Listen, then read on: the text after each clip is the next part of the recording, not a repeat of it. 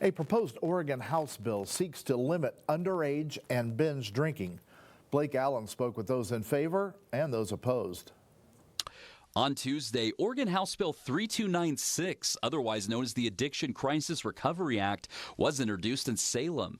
Supporters say it'll reduce harmful underage and binge drinking by raising the wholesale price of all alcohol by 20%. Teenagers have less money to spend on alcohol, so the minute you raise the price, they're going to buy less. The same is true of binge drinkers. According to Oregon Recovers, a similar model in Maryland, which increased prices by 3%, resulted in a 26% decline in underage drinking and a 17% decline in adult binge drinking. According to the Oregon Health Authority on Friday now, we have an alcohol problem too, right? That excessive alcohol drinking is costing the state economy $4.8 billion annually. Oregon Recovers says that the money raised from the taxes will be invested in more than 2,000 treatment and detox beds and about 3,000 outpatient openings and create more than 5,000 jobs across the state.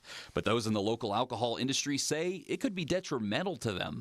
It's disappointing enough to hear of any tax increase during a pandemic, but you put that on top of an industry that is one of the hardest hit during the last 12 months, and you're looking at devastating effects if this were to actually pass.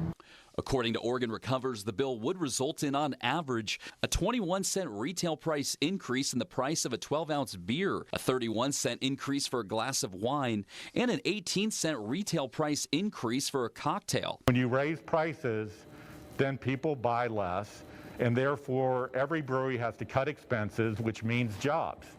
Michael Lalonde of Deschutes Brewery says many of these breweries have already taken a large hit. When we've struggled through COVID, most craft breweries, they sold 60% of their product through their tasting rooms and bars and restaurants. With those being shut down, that revenue went away, and there's been huge losses in employment already in craft breweries.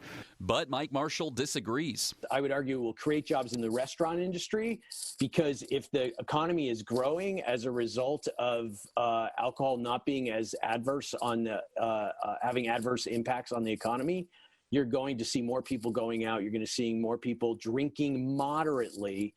In Bend, Blake Allen, News Channel 21.